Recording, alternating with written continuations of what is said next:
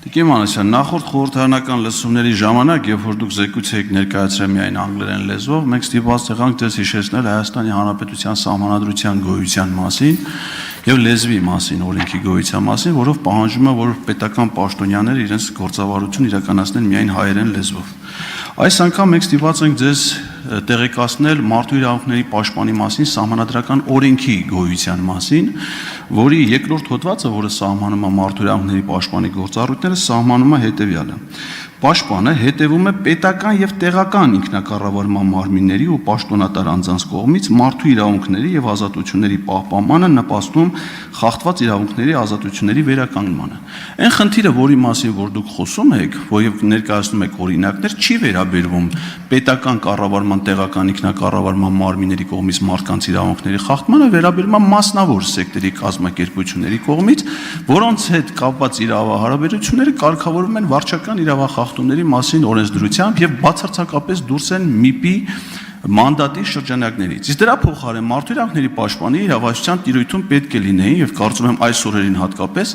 Արցախի ցեղասպանված եւ բռնի տեղահանված մեր քաղաքացիների իրավունքների պաշտպանության հարցերը։ Այս օրերին քննչական կոմիտեում կազմակերպվում են ինքնաբուխ բողոքի ակցիաներ հանիրավի կերպով ոստիկանության բաժնում բռնության ենթարկված քաղաքացիների։ Բազմաթիվ են դեպքերը բողոքի ակցիաներից ապօրինի բերման ենթարկված քաղաքացիների, նրանց խախտված իրավունքների վերաբերյալ։ Բայց մեկ է պարզվում է, որ ձեր հիմնական մանդատին վերաբերող հարցերը միշտ դուրս են մնում ձեր ուշադրության կենտրոնից։ Իսկ 2024 թվականի դեկտեմբերի 19-ից, երբ որ դուք հրավիրվել եք հանրային հեռուստաընկերություն Պետրոս Ղազարյանին հյուր, նրա տված առաջին հարցին, թե ոնց կամփոփեք 24 թվականի մարդու իրավունքների պաշտպանության իմաստով, առաջին խնդիրը առանձնացրել եք էլի աղմուկ առաջացնելով նույնիսկ Պետրոսի զայրույթը։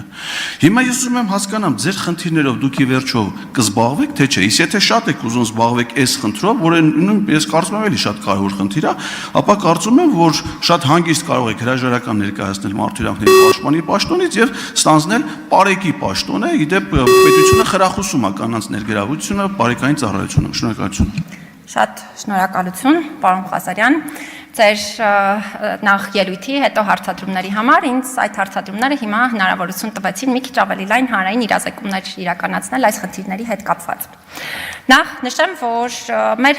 միջազգային տարբեր կազմակերպություններ կան, որոնք գնահատում են մարդու իրավունքների պաշտպանության հաստատությունների գործունեությունը եւ նրանք նաեւ պարբերաբար այդ թվում խորհրդապահական եղանակով հաղորդակցություններ են ներկայացնում մեր հաստատություններին, թե օրինակ հաստատությունը ինչ խնդիր կարող է ունենալ կամ ինչ հարց պիտի ավելի լայն մանրամասնությամբ հետազոտի եւ օրինակ մեր հաստատության հետ կապված հաղորդակցություններից մեկն էլ եղել է այն, որ եղել են ժամանակահատվածներ, երբ որ օրինակ հաստատությունը կենտրոնացած է եղել մի խնդրի վրա, մյուս խնդրին անդրադարձ չի կատարել եւ այլն, եւ հատուկ հաղորդակցություն է եղել այն ուղղությամբ, որ մենք պետք է կարողանանք կենտրոնանալ մարդու իրավունքների բոլոր խնդիրների վրա, անկախ նրանից, թե ինչ իրավիճակում ենք գտնվում եւ անկախ նրանից, թե օրվա ընթացքում որ հարցերն են միգուցե ավելի մեծ հանրային հնչեղություն ունենում կամ ոչ։ Հետևաբար այս տեսանկյունից ինձ համար հավասար կարևորություն ունեն մարդու իրավունքների հետ կապված բոլոր խնդիրները եւ շնորհակալ եմ նաեւ, որպեսզի հնարավորություն տվեցիք սրա վերաբերյալ նաեւ միջազգային կազմակերպությունների ռեկոմենդացիաների վերաբերյալ հրապարակային խոսելու։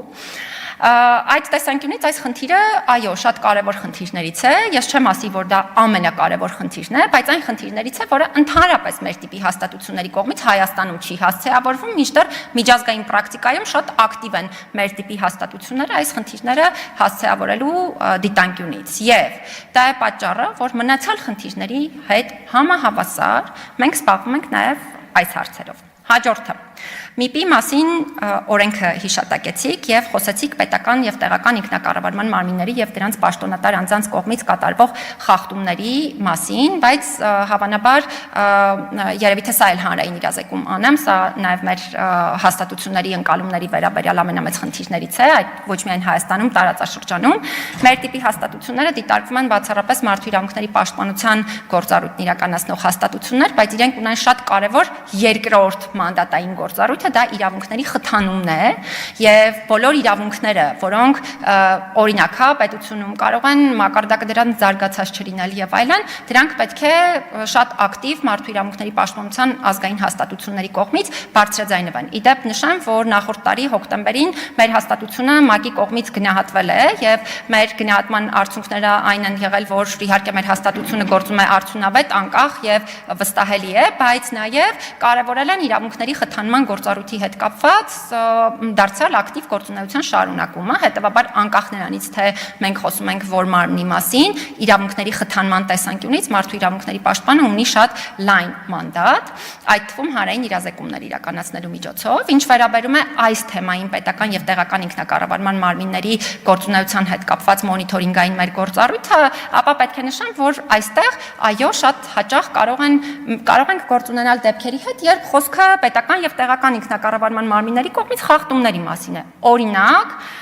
երբ անձնական տվյալներ են փոխանցվում դիմումատուների օրինակ հա տարբեր այլ անձանց։ Անձնական տվյալի փոխանցումը բնականաբար